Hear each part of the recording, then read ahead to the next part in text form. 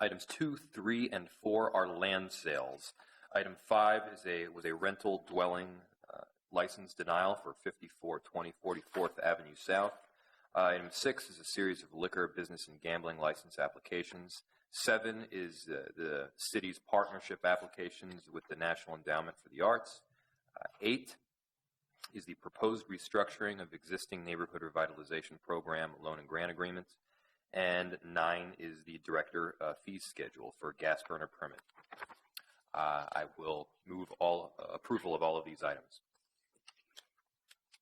Councilmember Fry has moved the Community Development Regulatory Services Report. Any discussion on any of those items? Seeing none, clerk, call the roll. Councilmember Yang. Aye. Johnson. Aye. Warsami. Aye. Fry. Aye. Palmisano. Aye. Gordon. Aye. Kano. Aye. Reich. Aye. Bender. Aye. Glidden. Aye. President Johnson. Aye. There are 11 ayes. That report is adopted. Next, we have the Health, Environment, and Community Engagement Report. That committee is chaired by Councilmember Gordon. Thank you, Madam President. The Health, Environment, and Community Engagement Committee is bringing forward 5 items for approval today.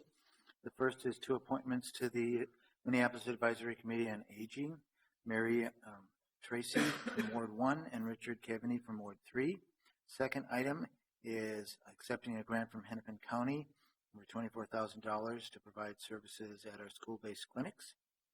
Third item is accepting a grant from the Federal Center for Disease Control and Prevention in the amount of $1,700,000 over 5 years to help prevent youth violence.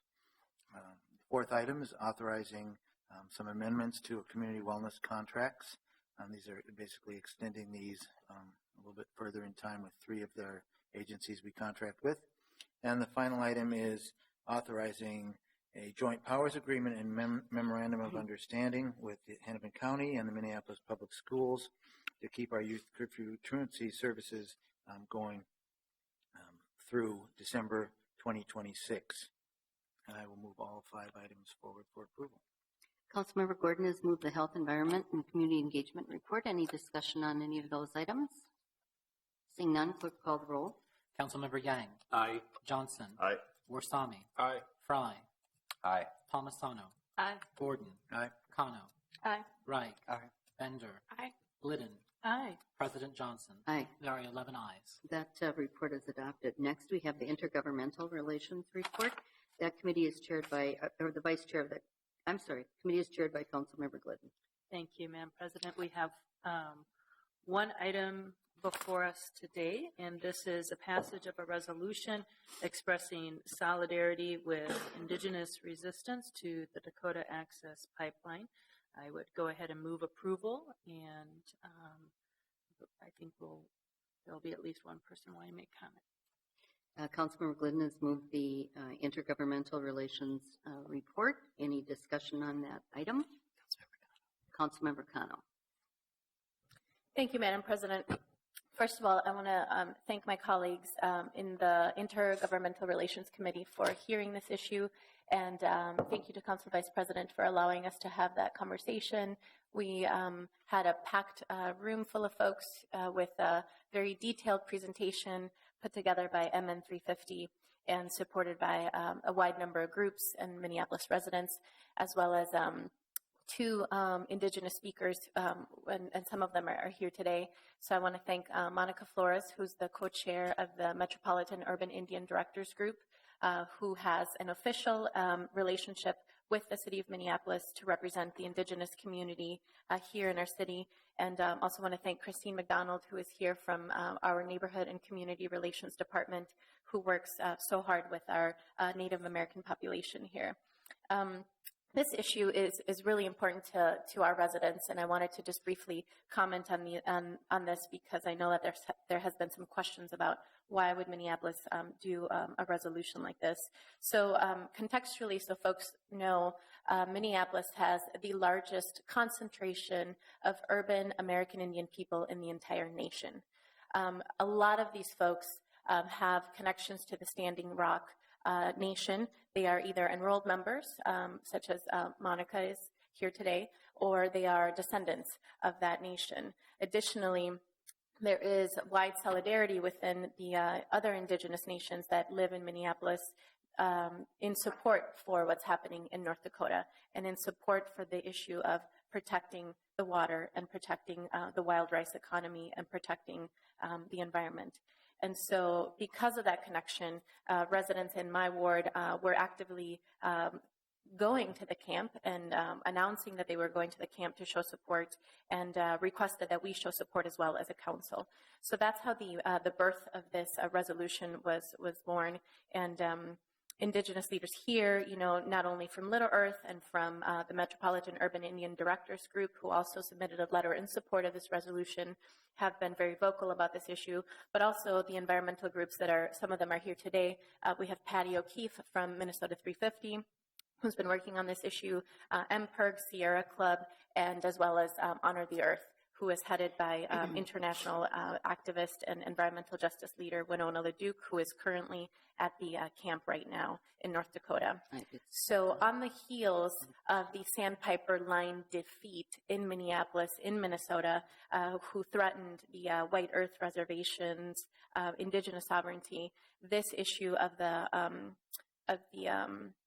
support for what's happening in North Dakota and in the Sacred Stones camp is very important. It has gathered international attention, and it's most importantly a very important historic moment in time because it has brought more than 100 indigenous nations together to stand in solidarity against a project that has been illegally authorized.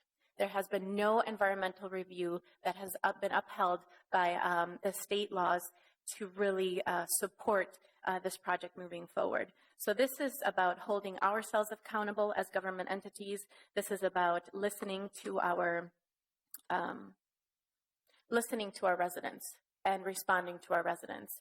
And as I sit here and look at pictures of all of the different indigenous nations flags that have been put up at the Sacred Stone Camp, and remember the relationship between organizations like the U.S. Army Corps of Engineers pressuring this community to allow something to happen on their ancestral lands, it becomes very clear to me how important this support is from our city council to our community.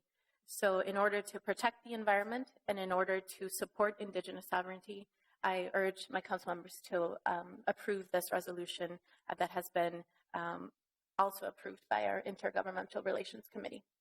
Thank you. Councilmember Gordon. Thank you, Madam President. I just got motivated to speak. I wasn't necessarily going to, but Councilmember Cano got me excited about this issue. I also came and attended the discussion at the committee, and I'm not on the committee, but was very interested in it and was impressed with how full the chambers were, and also the timing of this right after they pulled back from the pipeline in Minnesota is really significant. In fact, I think in a way this is something that we maybe owe to the residents of South and North Dakota, because it's probably seen as an alternative because they couldn't get the pipeline through Minnesota. So I'm proud to stand with those people, excited that we're maybe part of this turning point here. I know there were questions and issues about jobs and those kinds of things, and I think it's really important we keep talking about the new clean energy economy will bring more and better jobs and potentially can, and this we don't get pitted against labor, and I appreciated the comments at the committee about that and elsewhere. I am wondering and hoping that somehow this message gets carried over and that somebody will take the resolution in a nice-looking format or somehow so that this people can be aware of what's going on here. I'm sure that they will be, and everybody's communicating in this world on so many different levels, but hopefully some folks from Minneapolis will go and can hand deliver this and the message and stand with the folks there who are fighting the good fight. Any further discussion? Seeing none, I just wanted to comment that I really appreciated the information that was given at the IGR committee. I think it was very, very helpful in decision making, and the full picture of what is going on was really important for us to understand before we acted on the resolution. So I appreciate everybody that came to the IGR committee and made great presentation, great information. Thank you. Any further discussion on the resolution? Seeing none, clerk call the roll. Councilmember Yang. Aye. Johnson. Aye. Warsami. Aye. Fry. Aye.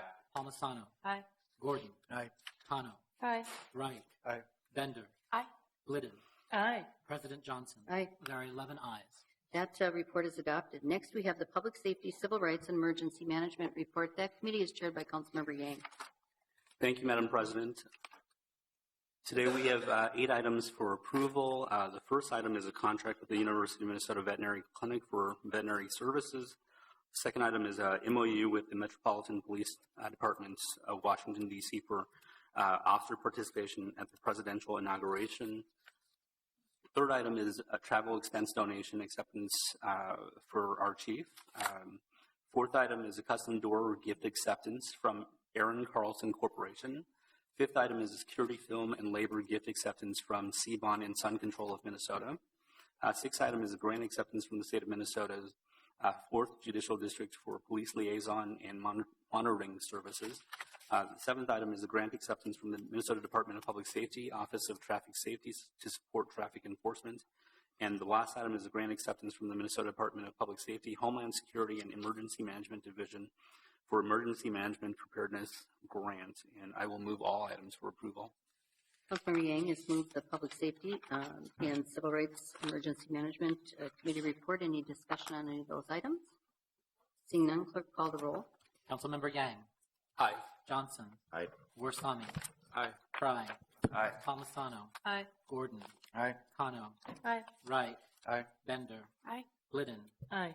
President Johnson. Aye. There are 11 ayes. That report is adopted. Next, we have the Transportation and Public Works report. That committee is chaired by Councilmember Wright. Thank you, Madam President. The committee will be forwarding one item, which is an item that was referred to the Ways and Means Committee, and that's authorizing issuance of a request for proposal for an advanced metering infrastructure system for the city's residential water meters. Madam President, I forward that item for approval. Councilmember Wright has moved the Transportation and Public Works report. Any discussion on that item? Seeing none, clerk call the roll. Councilmember Yang. Aye. Johnson. Aye. Warsami. Aye. Fry. Aye. Palmisano. Aye. Gordon. Aye. Kano. Aye. Wright. Aye. Bender. Aye. Glidden. Aye. President Johnson. Aye. There are 11 ayes. That report is adopted. Next, we have the Ways and Means Committee. That committee's vice chair is the Council Vice President, Elizabeth Glidden. Thank you, Madam President. There are 14 items on the agenda for today. The first is a legal settlement, City Church versus the City of Minneapolis. The second is a contract amendment with Kirby Kennedy for court reporting.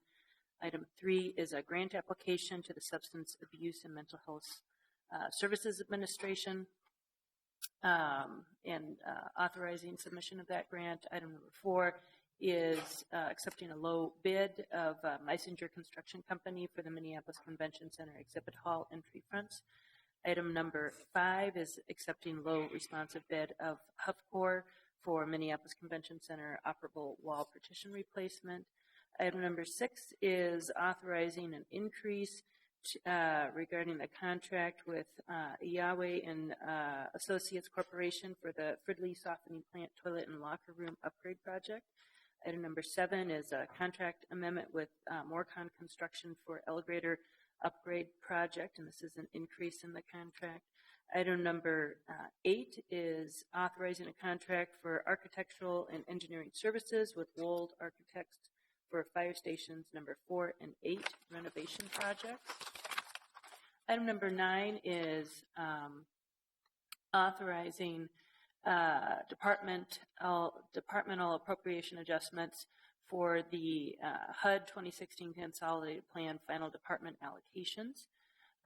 Item number 10 is a contract authorizing agreement with FR Secure Information Security Consulting to provide payment card industry data service standards compliance services. Item number 11 is authorizing a contract with Insight Public Sector, Inc. for ongoing software and workflow support services. 12, authorizing an extension to a contract with Delta Works for continued support services. Item number 13, this is a extension to the contract with Figueroa BD Consulting for federal representation services. And our last item, number 14, is authorizing execution of a license agreement with Anoka County for a temporary access road into a proposed construction site for the Fridley Filter Plant Rehabilitation Project. And I will move all 14 items. Councilmember Glidden has moved the Ways and Means report. Anyone want to pull any of those items off or discuss them? Seeing none, clerk call the roll. Councilmember Yang. Aye. Johnson. Aye. Warsami. Aye. Fry. Aye. Palmisano. Aye. Gordon. Aye. Kano. Aye. Reich. Aye. Bender. Aye. Glidden. Aye. President Johnson. Aye. There are 11 ayes. That report is adopted. Next, we have the Zoning and Planning Committee report. That committee is chaired by Councilmember Bender. Thank you, Madam President. We have 3 items from Zoning and Planning. Item number 1 is the local historic landmark designation of the Arthur and Edith Lee House at 4600 Columbus Avenue South. Item number 2 is passage of an ordinance updating our zoning code for regulation of accessory dwelling units. This is making some tweaks to the ordinance that passed a couple of years ago. And item number 3 is passage of an ordinance opting the city of Minneapolis out of the Minnesota statute that authorized temporary family health care dwellings. I'll move all 3 items. Councilmember Bender has moved the Zoning and Planning report. Any discussion on any of those items? Councilmember Glidden. Thank you, Madam President. I just wanted to make a remark about the Lee House local historic designation. So this action to approve the local historic landmark designation of the Arthur and Edith Lee House, which is located at the intersection of 46 and Columbus in the Field neighborhood, is really the last chapter of a long series of events instigated by the Field Regina Northrop Neighborhood Association and involved neighbors. I think I'll call out specifically Joe Sinker Manjares, who's the owner of Pepitos, and many others, to make sure that the city of Minneapolis understands the important history that in some cases has been undercover, under wraps, not told in our city for many years. This home was the location of where the first black family to reside in the Field neighborhood bought their home in the early 1930s. When they bought that home, it was the subject of a huge outcry from white residents all around the city of Minneapolis. And it was also near the intersection of the streetcar, which probably made it easy for people to come to that location. But mobs of thousands descended upon this home. And there are pictures that are part of the report to essentially say they did not want this family to live in this neighborhood and in this home. Mr. Lee was a veteran, and he was also a Postal Service worker. And his colleagues who were veterans, his colleagues from the U.S. Postal Service came and night after night, day after day, sat with the family. There was a baby in the house, and protected the home for days and days and days until finally the mob activity subsided. The family was represented by another historic figure in the city of Minneapolis, Lena Olive Smith. She is the first female black lawyer to get her law license from the state of Minnesota. And she was an activist as well as a lawyer, and she represented the family in these really difficult times, including essentially negotiating with political figures, community members, and trying to make sure that the family was safe. The family said that they wanted to make a statement, essentially, that they should be able to live where they wanted to live. The truth of the matter is that the pressure of staying in that location was too great for the family to stay there more than a few years, and they later did move to a few blocks north to the central neighborhood of Minneapolis. I used to be on the board of the Hennepin History Museum, which records a lot of the history of Minneapolis. And there was a neighbor from the Northrop neighborhood who wrote a very important article about the Lee House in the early 2000s. And it really was the start of neighbors starting to talk about this again and saying we need to do something to recognize this and tell this important history of the city of Minneapolis. The neighborhood association ended up engaging both with the city and with historians from the University of Minnesota. They put together a large event in the neighborhood to honor the history. It was a very emotional event involving a walk from Field School, which was the site of a lot of staging of the mob activity, to the Lee House. And they had representatives from veterans associations, from the U.S. Postal Service and others who were there to be part of that historic event. The home also now has national historic status, and so this really is the final chapter. When you get your local historic status, essentially, this is the protection of the home structure itself. It means that at some point in the future, if someone purchased that home and they wanted to put something else there, they would not be able to do that. They would not be able to demolish the home and say something else should be there. This home structure will be here into the future. This city council, I'm trying to remember the year, was it 2010? This was when the neighborhood association was doing their work to build the support for the National Historic Designation. We passed a resolution honoring the Lee House. We had a member of the Lee family who came and was able to come to the city council. And just one last comment I will make is that when I say hidden history, this history was so hidden that even members of the family themselves did not know the history of this home. They did not know. And when they came to the event to honor the neighborhood event to honor the Lee House, many of those relatives were just very emotionally distraught that they did not really know the true history of the home, and they were very appreciative that this was an opportunity now to bring this history into light and be part of what we start to understand as the fabric of Minnesota. So thank you to my colleagues for probably the longest speech I think I've ever made. But this was an important thing, I think, to talk about, because I do think this is the final chapter of recognizing and protecting this important historic location in the city of Minneapolis. Councilmember Bender. Thank you, Madam President. Just very briefly, I wanted to thank, Councilmember Glidden has been leading a lot of the work to designate more of this sort of social history of our city.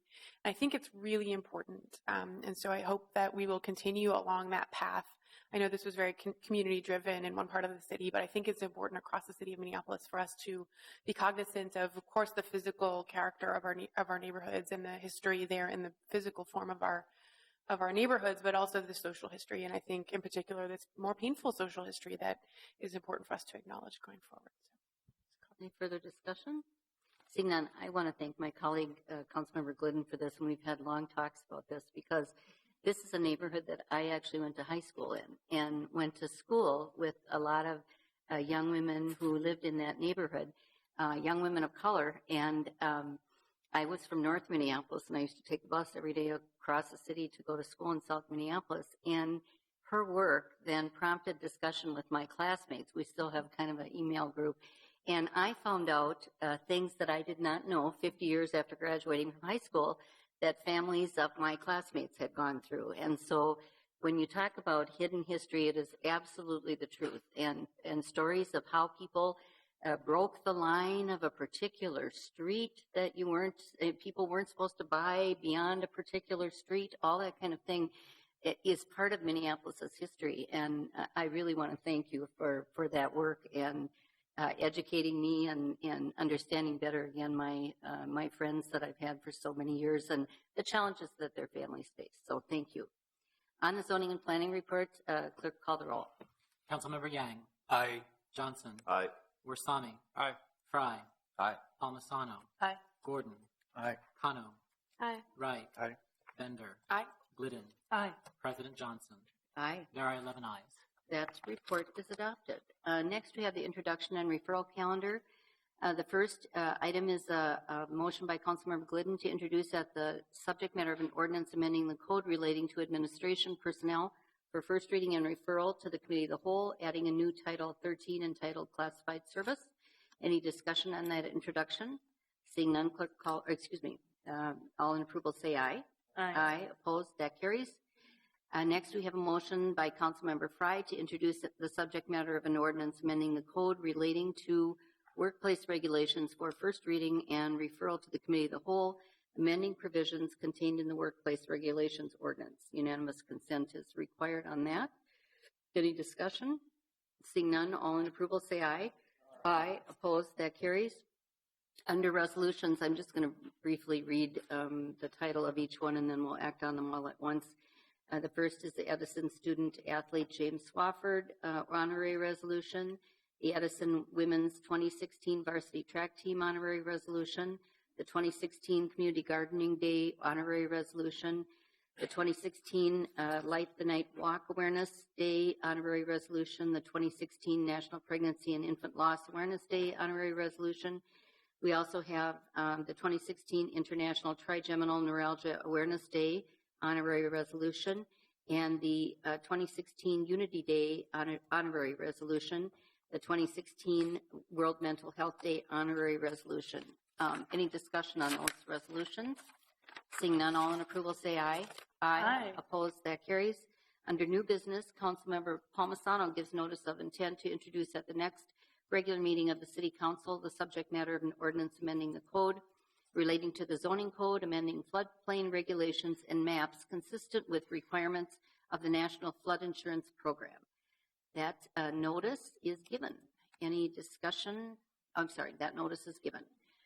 Next are announcements. Anyone have any announcements? Seeing none, a motion to adjourn is in order. So moved. Been moved. Is there a second? All in approval say aye. Aye. Aye. Opposed? That carries. We are adjourned. Thank you all very much. Hope everyone has a lovely Labor Day weekend.